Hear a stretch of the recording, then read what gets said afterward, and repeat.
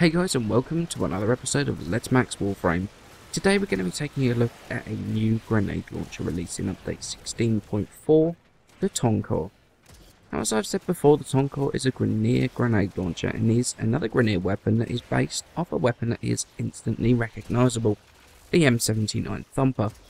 So what does this homage to a classic weapon bring to the game? Well, with a base damage of 75 puncture, it's got a very good amount of damage for a direct impact.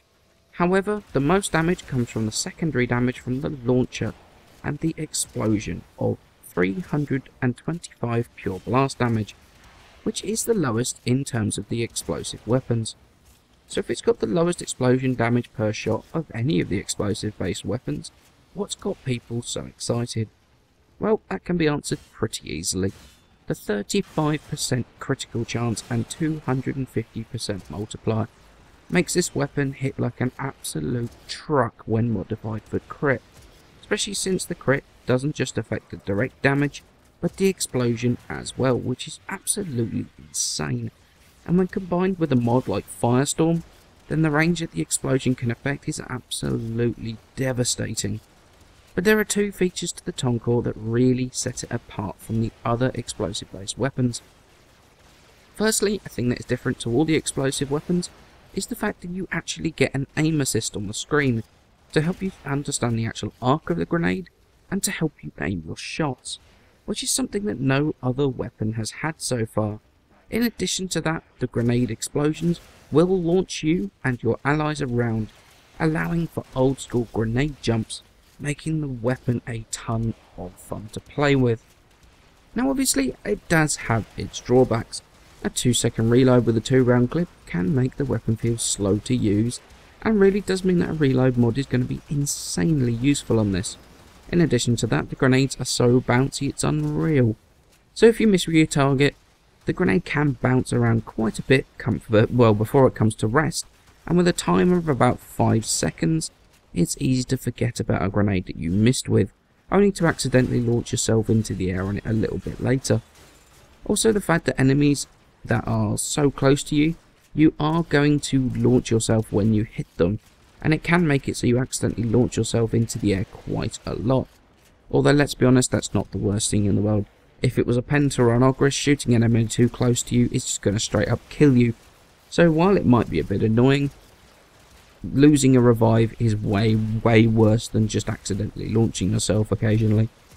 Now, none of these negatives, none of these downsides are anywhere near close enough to actually make this weapon feel even remotely bad, and the amazing features of the weapon way outbalance these downsides. Okay, so let's move on to starting to mod the Tonkor. Now, the thing with the Tonkor is it doesn't come with any polarities as standard. However, we're going to add 6 form to the weapon, and that's going to be 4 Vs and 2 dashes. Now, all of our builds, it's going to be 6 mods that are going to be remaining the same between all 3 of them. We've got Serration for damage, Split Chamber for multi-shot, Heavy Caliber, which is going to increase the damage further. We've got Point Strike, which is going to buff the critical chance up to 87.5%. And we've got Vital Sense, which is going to take the crit damage up to 5.5 times. We've also got Primed Fast Hands on here. Now this is a sort of debatable one. If you really want to max that reload speed, then go with the Primed Fast Hands. If you wanted to go with Firestorm, then I would replace that dash with a V for Firestorm. It's definitely going to be personal preference. If you can deal with a 2-second reload, I would go with Firestorm because it really does help that explosion radius. But personally, in those normal missions, I like the Prime Fast Hands. Takes the reload down to 1.3 seconds and can make the weapon feel so much more manageable. Now against the Grineer, we're going to, in all of our factions, we're going to mod for the really heavy units. So for the Grineer, we're going to go with Hellfire and Stormbringer to bring up the radiation damage, and the puncture is going to help really nicely at that as well. Although the blast damage isn't really going to help very much against the Grineer. For the Corpus, we're going to go Cryo-Rounds and Stormbringer, which is going to bring out magnetic damage. And for the Void, Infected Clip and Stormbringer to bring up Corrosive. And that will also work very, very well against the infested. In fact, this is probably the best weapon for the infested, because not only have you got that really high corrosive damage, you've also got that really high blast damage, which is going to do very, very well against things like the ancient healers, and take those down very quickly and very easily. Now, if you're running corrosive projection, you could also go with viral, so you could just switch that out for the infected clip and cryo rounds for the viral damage against those units. So do I think this weapon is worth the effort and resources invested into maxing it? And the answer to that is absolutely yes, it is. There's no surprise there. The weapon itself is incredible fun to use. It does insane damage. Grenade jump is really fun to use. The other explosive weapons are clunky and dangerous as anything to use on a normal mission. The most you're going to do to yourself in a normal mission with this is that you're going to launch yourself into an awkward spot. With the explosion radius on this thing, clearing entire rooms at once is something that is easy to do, and deals with things like nullifiers easily as well. The Tonkor is an explosive weapon that finally works in normal missions, which is something that I've been hoping for ages. Now, although the grenade jump is kind of a cool feature, I am going to be the party pooper and say that I do think it should be limited to just the user of the Tonkor that gets the launch. And sadly, it's the actions of some players that lead me to come to this conclusion.